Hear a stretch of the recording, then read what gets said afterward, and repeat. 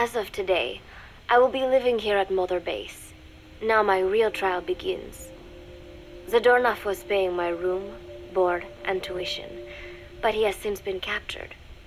I told the man that with no more money from the KGB, I could no longer afford school.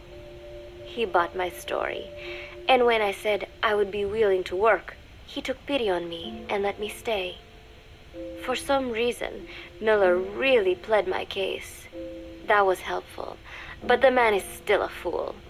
His men are no better. They think their training makes them strong, but that kind of strength is nothing in the face of true power. And better yet, they wait on me hand and foot, believing I am just a schoolgirl. Looks like I won't be working too hard after all. Just today, while scouting out the living quarters, I saw a group of them in the corner of the deck making a fuss. Going over for a look, I saw they were feeding a kitten. A bunch of grown hard men, and they're the ones acting like schoolgirls. Look, isn't he cute? What is wrong with them? Disgusted, I just nodded and smiled. I must stay in character after all. I indulged their chit-chat for a few moments. Then one of them asked me to give the thing a name. They had just taken it from its mother. I named it Nuke. I improvised some nonsense about how our compassion for living things can help prevent wars. The men gave me a little fish. I held it out in my palm and the kitten happily ate it up. What a pathetic, feeble creature. It sickens me. Today, Chico invited me to go fishing with the soldiers. I suppose finding one's own food does have its merit, but I prefer not to be involved in such a degrading task. And their prattling on about fishing being fun is nonsense. I'm not here to find playmates. Nevertheless, distasteful as it was, I went along in order to maintain my cover. Chico thrust a fishing pole into my hands, and we went up onto the deck where several soldiers had gathered. They welcomed us warmly. With so few women aboard Mother Base, I'm treated like a princess. No one suspects I am neither a teenager nor a student. It was nice and sunny, with a gentle breeze and waves. As I cast my line and waited for a bite, the soldiers began to ask me all sorts of questions. As always, I answered according to our predefined scenario, feigning a smile. As I sat there feeding them lies, the fish began to bite, and the soldiers began to focus on their prey. Chico had his bait stolen by a fish, and got so angry that he stood up and nearly fell into the sea. Everybody laughed. It almost made me want to join in too. At some point, I got a bite myself. The instant after I felt that first gentle tug, the fish yanked the line with astonishing strength, and I let out a cry of surprise. I thought he was going to be huge. It was my first time fishing, and I was a bit flustered, so the soldier beside me helped by supporting the pole from behind. "Reel it in," they shouted. I nodded, turning the handle as fast as I could. I wondered what kind of fish lived below the surface, and thought back to the deep sea dives I had to do as part of training. Those were difficult days, but I remember finding the multicolored fish gliding through the water incredibly soothing. After a hard fight, I pulled it up. To my surprise, it wasn't even half a vara, rather anticlimactic. But I wasn't doing it for fun, so I wasn't the least bit disappointed. Nuke was hovering nearby with an expectant look on his face, so I gave the fish to him. All in all, a thoroughly wasted day. Preparations are coming along nicely. No one suspects me of being the one to let Zadornov out of his cell. Today, Amanda and I taught Cecile how to make gallo pinto. It is a simple home-cooked dish consisting of black frijoles mixed with arroz. It is well known throughout Central America, not just in Costa Rica, so it is no surprise that a Nica like Amanda would be good at making it. But I was raised in the States from a very young age, and can hardly even remember my mother's gallo pinto, having to make chit-chat with that clueless bird lover, and the so-called revolutionary was excruciating. And, clueless or not, I will need to be especially careful around Cecile, the one who actually recorded that tape. Thankfully, Miller and his men seemed to believe I mistook the tape I found for one my friend made. In any case, one can never be too careful. Anyway, the three of us minced garlic and herbs, then cooked them in a pot with frijoles we'd soaked overnight. While waiting for them to cook, we sautéed onions and arroz in a frying pan. Cecile worked the frying pan according to Amanda's directions, but seemed a bit glum. She does have a knack for cooking, though. She is French, after all. We added water to the pan and watched the arroz begin to steam. While we waited, Amanda shared memories of her mother with us. They had been separated because of Somoza, but the taste of her mother's cooking was still fresh in her mind. When the frijoles were ready, we drained the water, stir-frying them with the rest of the vegetables. Quite a complicated process for home cooking. Nonetheless, it kept them occupied.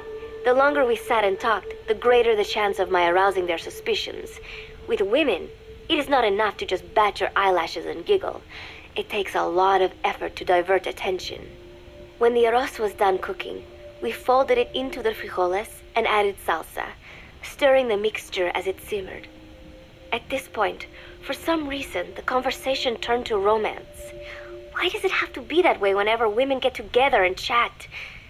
Cecile fancies herself to be well-versed in such matters, and gave Amanda all sorts of advice.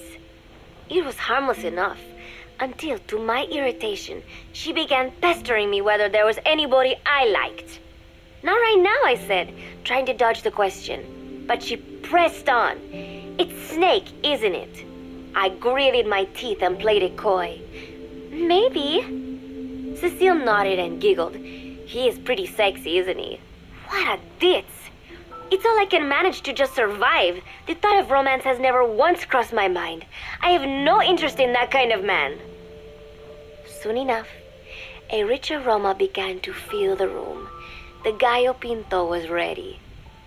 New came over and rubbed up against our legs, looking for a handout. Unfortunately, it was not the kind of food a cat would like. We let a few of the soldiers have a bite, and then headed off to the mess hall. The home-cooked flavor we'd achieved was a big hit with the men of MSF. Not that we are trying to impress them or anything. Even I could manage a dish like that. Snake enjoyed it too. Let me make this absolutely clear. I have no interest in that man. Football, or soccer as it is known in the States, is extremely popular here.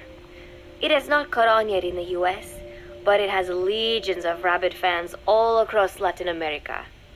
These fans can get so rowdy that it is commonly believed El Salvador and Honduras went to war in 1969 over scuffles in a soccer match. In reality, tensions between the two countries were already high. The match was merely one of the sparks that set them off. But these people are so passionate about this sport that the story seems plausible. Predictably, many of the soldiers here are fans.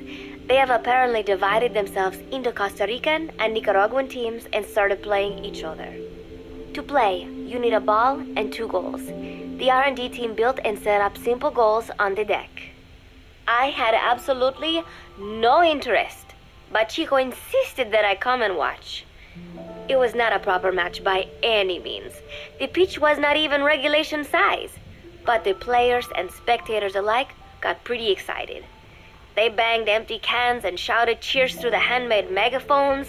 It almost felt like carnival. Huey, the referee, blew a whistle to start the match. The soldiers' training has left them in excellent physical shape, but they lacked the honed skills of professionals and their play was quite rough. Midway through, one of the men collided with another. They started shouting at one another, but Huey stepped in. I thought we had forsaken our countries, become one with the earth, he said, quoting Snake.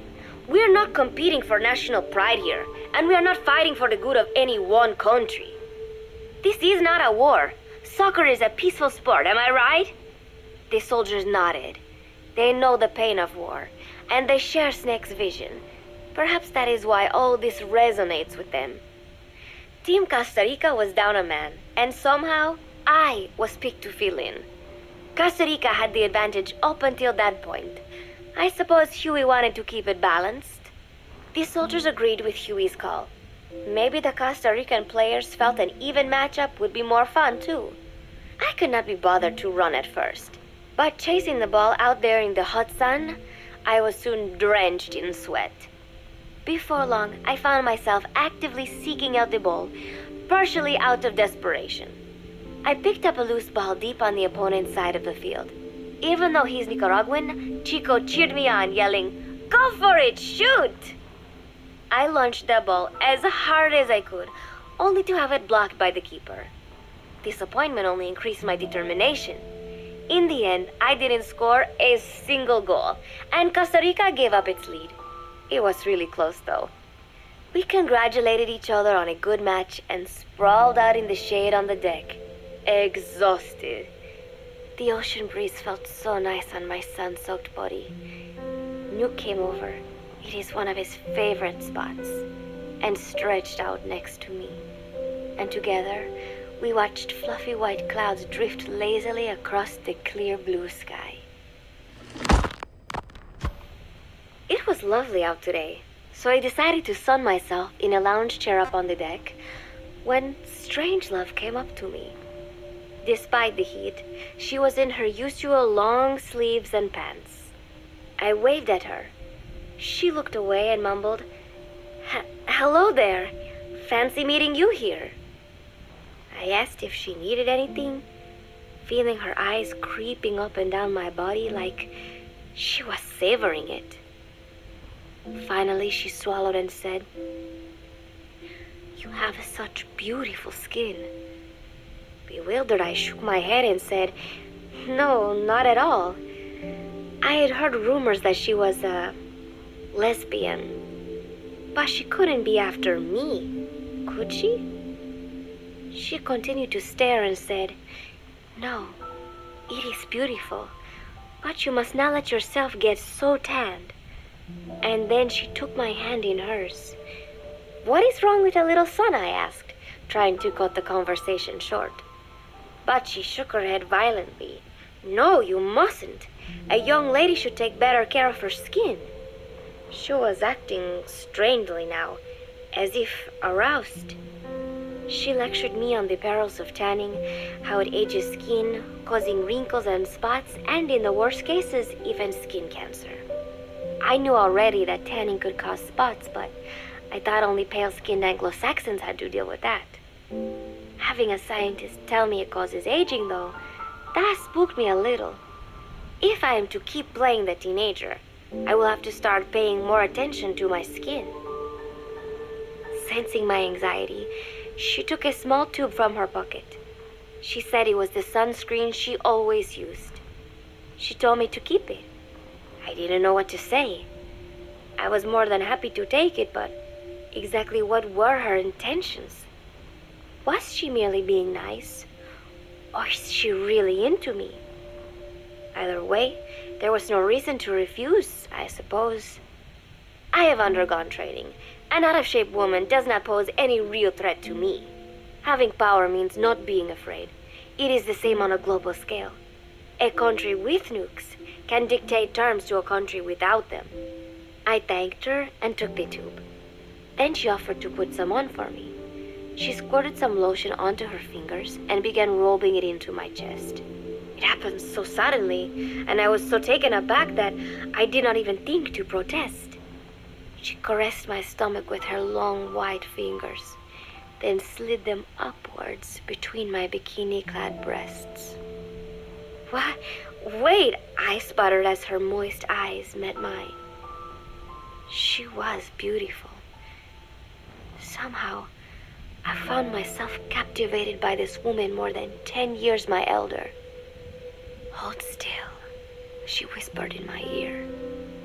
I nodded silently, unable to refuse. My body went limp, motionless, as if in a trance.